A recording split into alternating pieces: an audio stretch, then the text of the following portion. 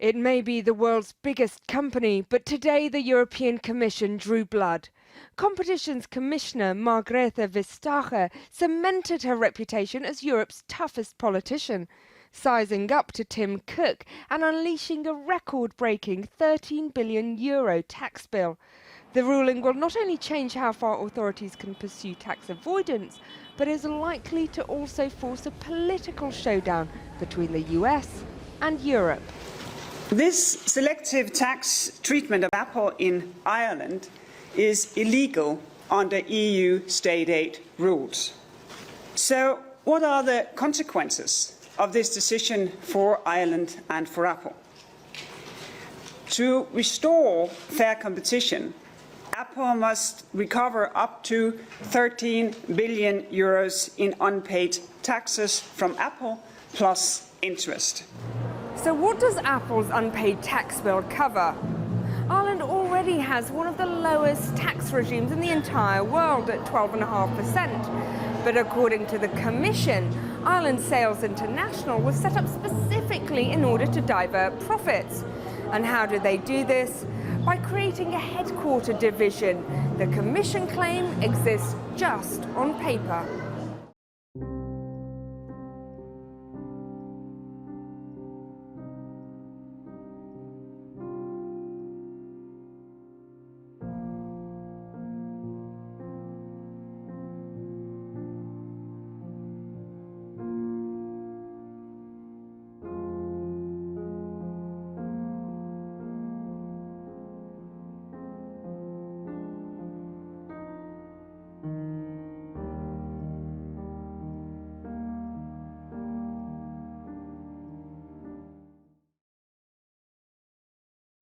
Through two agreements dating back to 1991, the Irish government sanctioned an internal split of the Cork-based company, Apple Sales International.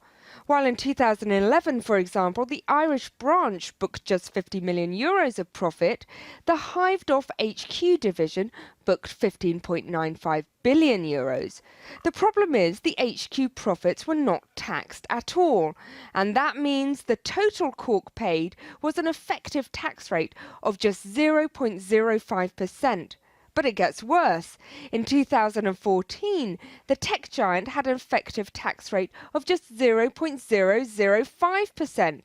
That means for every €1 million in profit, Apple paid just €50 in tax.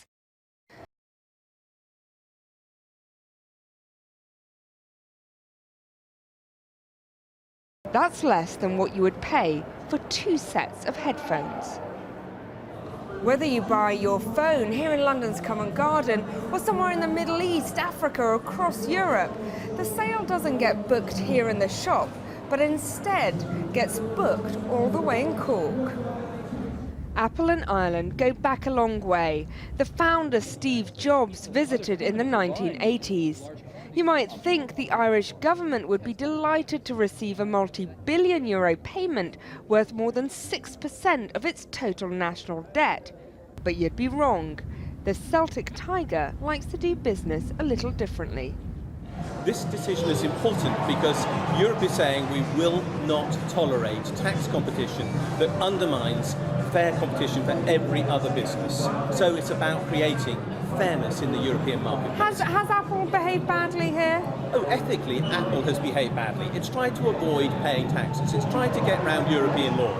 That is unacceptable. It's not broken any law. But with the tacit approval of the Irish government. With the tacit approval of the Irish government, but not of every other government who's lost out as a result. And remember, the EU said today, other governments may well have the right to claim this money. Whilst European countries may now recount what they think Apple owes them, the political ramifications threaten to spill into a global trade row. The US Treasury sniped the decision could threaten foreign investment and harm the spirit of economic partnership between the US and the EU.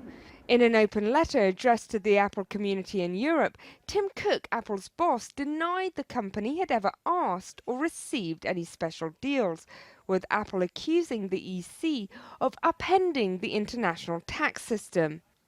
With the Irish finance minister saying they'll now appeal the decision and Apple fighting back, the ruling will be fought through the European courts.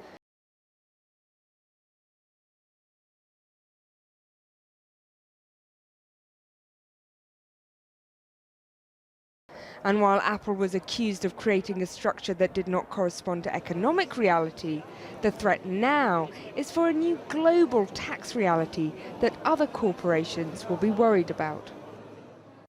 Helia Ebrahimi. Well, with me is Alistair Heath. He's the deputy editor of The Telegraph.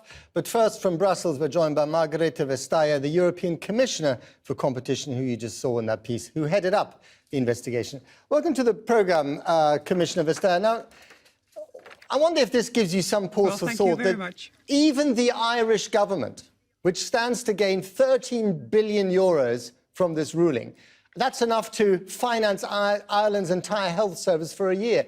Even that government is upset by your ruling. Does that not give you pause for thought?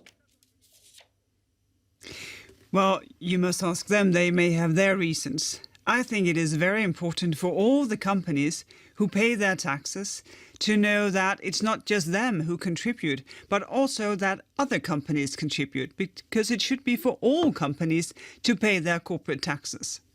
But this was an agreement made by Apple with the Irish government. It goes back to 1991, before they were making lots of money, by a government that was from a sovereign nation elected by its people. What is it your business to trample over those sovereign relations? Well, obviously, we protect and respect the rights of every member state to set their own tax rules. At the same time, of course, a member state have a responsibility to also uphold the European rules that they themselves has been part and parcel of passing and to put into legislation. Because Irish tax law has to be upheld at the same time as EU state aid rules. And in this case, these two things has not been in place. But the Irish government is worried that even though we're talking about a tiny tax rate here paid by Apple, effectively 0.05%, they're worried that if this ruling stands, if the appeal is not successful, if Apple has to pay all this money back, this will send a signal to other big corporations to stay away from Ireland, and that would be the death of the Irish economy. But there are so many substantial reasons to invest in Europe, to invest in Ireland. Well-educated people to hire for your business, very good infrastructure, good digital infrastructure, research and development of the highest quality, not to speak of a single market of 500 million potential customers. You should come to Europe to do business, not to do tax avoidance. OK, just stay there for a minute. I'm just going to talk to Alistair Heath from The Telegraph. Alistair, you heard what she had to say.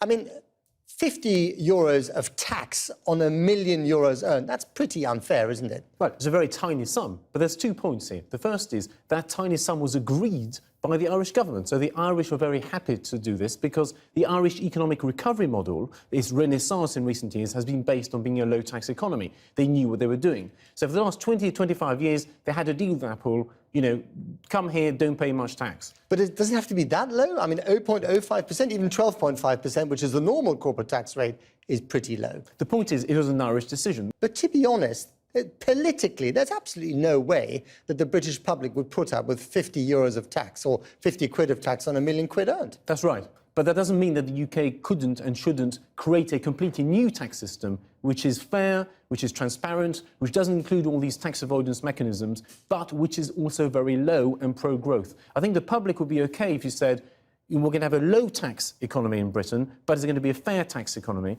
There's not going to be loopholes. There aren't going to be ways by which some companies can pay more taxes than other companies if they just happen to structure themselves in some weird or complicated way. Let's just go back to you, Margaret Vestager in Brussels. I mean, you heard Alistair Heath there.